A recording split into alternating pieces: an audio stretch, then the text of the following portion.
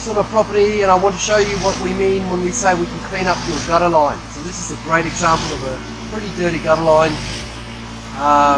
We can fix that up, and we also wash down all the fascia board, which is the board that is underneath the gutter.